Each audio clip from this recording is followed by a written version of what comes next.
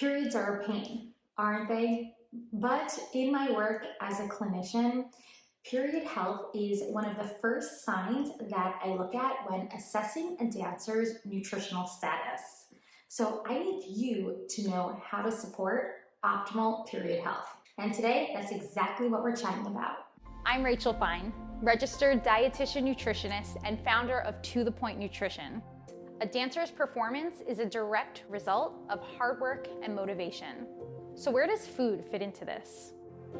There's a lot of myths and a ton of antiquated ideals, and I'm here to dispel those. Hi, I'm Rachel Fine, a registered dietitian nutritionist specializing in all things about food, nutrition, and health for dancers. I'm here to teach you how to best utilize food to support your performance, but in a way that feels good and not stressful nor restrictive. Now, for many dancers, period irregularities are unfortunately quite common. But make no mistake, just because something is common doesn't mean it's normal nor encouraged.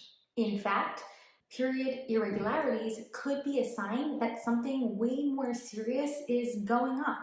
And this is exactly why, as dancers, we want to do what we can to best support optimal period health. But before we do that, let's first dive into what I mean when I mention period irregularities. There are two main types of irregularities that we see amongst most dancers, and they fall under the umbrella of amenorrhea. The first is a delayed onset of menstruation. This is known as primary amenorrhea, and we usually define this as the complete absence of a period by the age of 16. Secondary amenorrhea, on the other hand, this is when already established periods go irregular.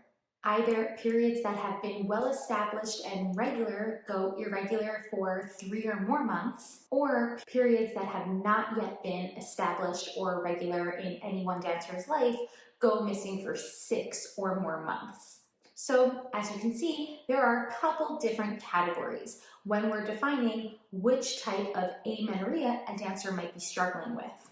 While there are many factors that can impact period health and lead to these period irregularities, functional hypothalamic amenorrhea is what we're really going to be focusing on today, because it's a type of secondary amenorrhea that results from energy imbalances, the most common reason why we see period irregularities amongst the dance population. So why might a period go missing for a dancer?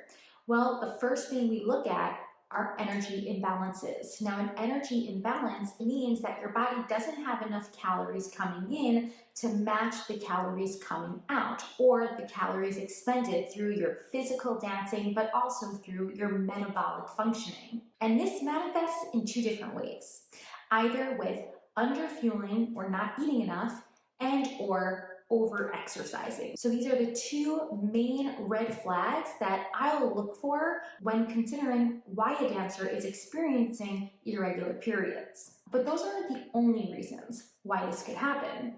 Taking oral contraceptives can be a reason, experiencing a recent or rapid weight loss. So this could be a product of sickness, or it could be a product of restrictive dieting. Another reason is a severe reduction or having too low of a percentage of body fat. Natural causes like pregnancy and breastfeeding. Also high levels of stress or trauma. And hormonal imbalances that are unrelated to energy imbalances, so something like PCOS or thyroid dysfunction. These are just some of the additional reasons why we might see periods go missing. And what's most interesting about this list is that nearly half, if not more, are related to lifestyle factors, such as your weight changes, your stress levels, your exercise routines, and your ability to fuel your body.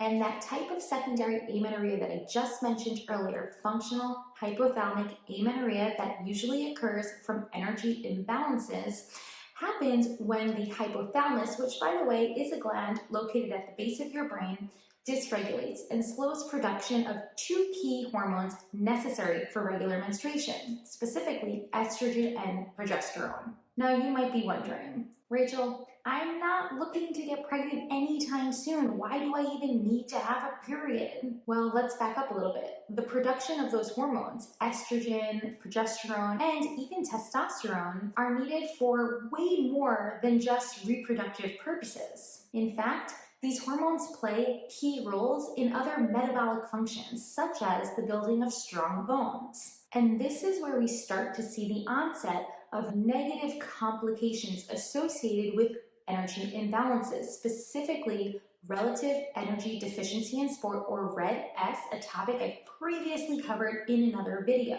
RED-S encompasses several different negative complications that occur as a product of energy imbalance. And I've also spoken about how previously the female athlete triad was utilized to identify the relationship between negative energy imbalance and the impact it had on low bone density and injury. But in over a decade, we've shifted from this terminology, as we now know there are many more complications that occur resulting from energy imbalances. And we also know that all dancers can struggle with energy imbalances, not just dancers who menstruate. But for you specifically, you're watching this video, which means that you've likely menstruated at some point in your past and then perhaps are experiencing menstrual irregularities. Or maybe your cycle is now practically non-existent. This is where we're going to have a sit down, because restrictive eating patterns, especially when coupled with exhaustive exercise routines, can both trigger and exacerbate the very negative complications that I'm referring to. The bottom line, we want to make sure you're steering clear of the risk of relative energy deficiency in sport. We want to make sure that you are supporting strong bones and you're not going to leave yourself to issues down the road, such as with severe bone loss, often experienced with osteopenia and osteoporosis, in addition to infertility. This is why, more than ever, thinking about your period health is truly going to benefit you, not just now in the short term, but also very much in the long term. So what should you do? Well, the first thing is to identify and intervene upon the possibility of disordered eating behaviors. I know a lot of dancers who might feel that their eating patterns are not disordered, so why are they not getting a period? Just understand that disordered eating is actually a spectrum. Examples include dieting, restrictive food rules like clean eating, intense and exhaustive exercise routines. If you feel like you need to compensate for various eating experiences like burning off calories or saving up calories for an upcoming event, even compensatory eating behaviors like binge eating can be a sign of disordered eating patterns. Additionally, frequent weight fluctuations and overall obsessive behaviors and thoughts around food could all be signs of disordered eating. Working with a registered dietitian nutritionist will be your best bet to help intervene upon these behaviors. I have a bunch of free resources that you can utilize to get started. The Healthy Dancer comes with a free trial period, and I've got a bunch of free bonus guides over on my website, dancenutrition.com. One of the things you're going to want to think about is, are you getting enough in during the day? Is your calorie intake truly matching your calorie expenditure, or what you're burning? Now, I'm not encouraging that you go and Google various calculations to try and figure this out. This is why I highly encourage you work with a dietitian, because there are many ways in which we can identify an amount of food that works for your body without having to turn to obsessive calculations and calorie counting. Now, with that said, for a lot of the dancers that I work with within the Healthy Dancer, a flexible calorie awareness might often be needed in the very beginning, especially if a dancer is coming from dancer diet culture thinking that their baseline calorie needs are much lower than what they need to be. So as an example, I'll have many dancers who come to me thinking that their snacks, if any, should range in the 100 calorie range. Well, I'm just telling you right now that any person, a dancer, an athlete, a non-dancer, someone who's not an athlete, 100 calories is never enough for a snack. But unfortunately, this messaging is so stringent in our culture, in our grocery stores. So this is where a calorie awareness may be helpful, just to ensure that you are meeting a minimum baseline to get your body where it needs to be for adequate nourishment. But I can't stress this enough. Doing this alongside a registered dietitian nutritionist is highly encouraged because there's a very thin line when it comes to calorie awareness and calorie counting or calorie obsession. You can also utilize some of my core values from the Healthy Dancer, and this involves a flexible meal and snack plan that encourages balanced meals and snacks consistently throughout your day. So avoiding major gaps of time in between meals and snacks. This usually looks like you're having a meal or snack every 2 to 3 hours, but of course this can really vary depending on the dancer.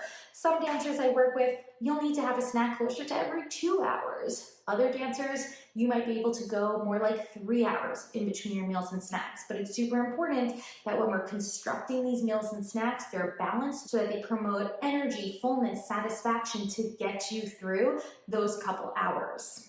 If you are working to recover your periods, then a process like intuitive eating might not be your goal right now. When I talk about intuitive eating, I'm meaning honoring your body's intuitive cues of hunger, fullness, satisfaction, considering the pleasure factor of your foods, and all of this work is incredibly important. But for dancers who do need to recover their periods, more often than not, we're actually relying less on our intuitive cues of hunger and instead relying more on a proactive fueling plan, just to ensure that we really are getting in those calories to meet adequate nourishment. Another factor to consider when attempting to achieve adequate nourishment is, are my exercise routines too intense, too exhaustive?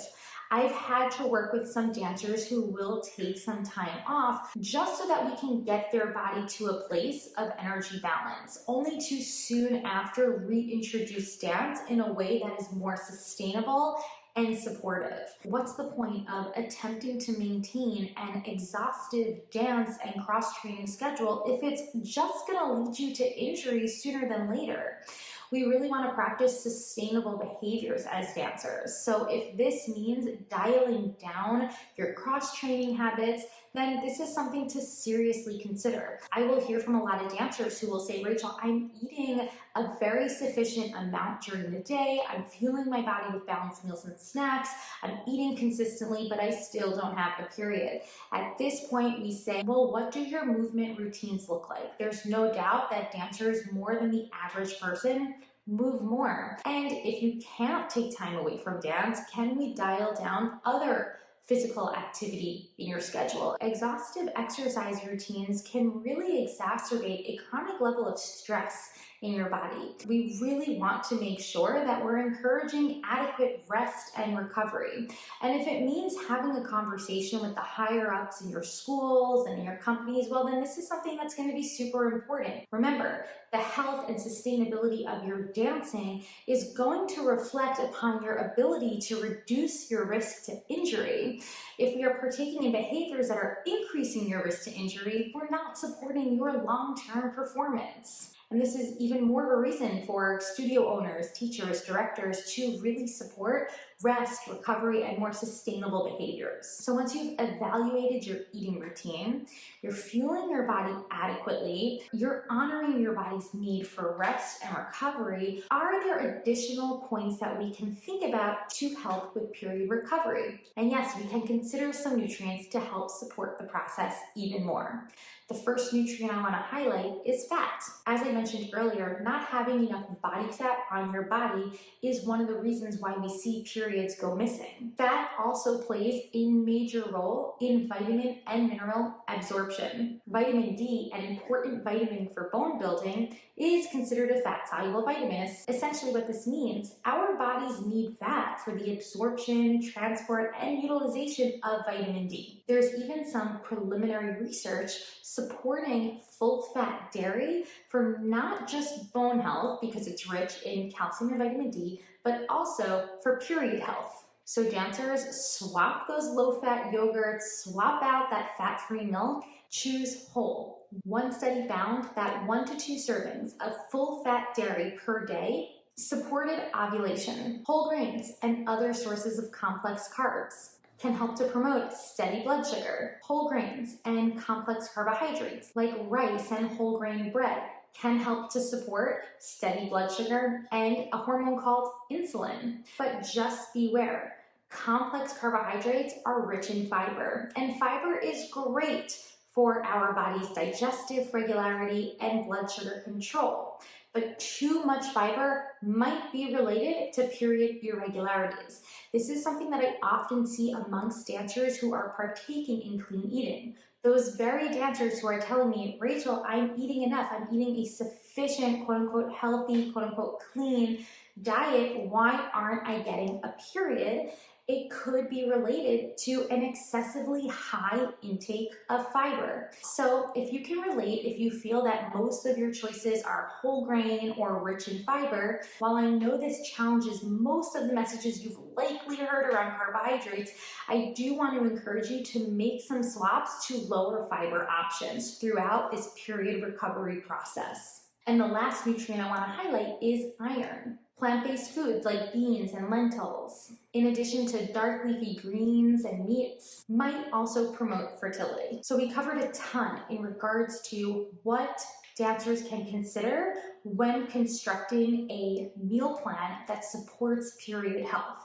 We even highlighted a couple different foods and nutrients that you can think about. But head over to the blog post where you can read and learn about more. What I want to leave you off with today is a mention on day-to-day stress. If you find that you are struggling with a lot of overwhelm and anxiety and stress, then considering supportive behaviors that can help to navigate through this emotional distress is super important. Working with a mental health therapist is encouraged alongside the use of productive coping mechanisms like taking some rest and listening to music. I hope you found this video helpful, especially in regard to supporting period recovery. As I mentioned, head over to dancenutrition.com, search period to learn more. And if you feel this video has helped, then just do me the biggest favor. Then give it a like and subscribe so you're first to know when I post new helpful videos. Until next time, I'll see you soon.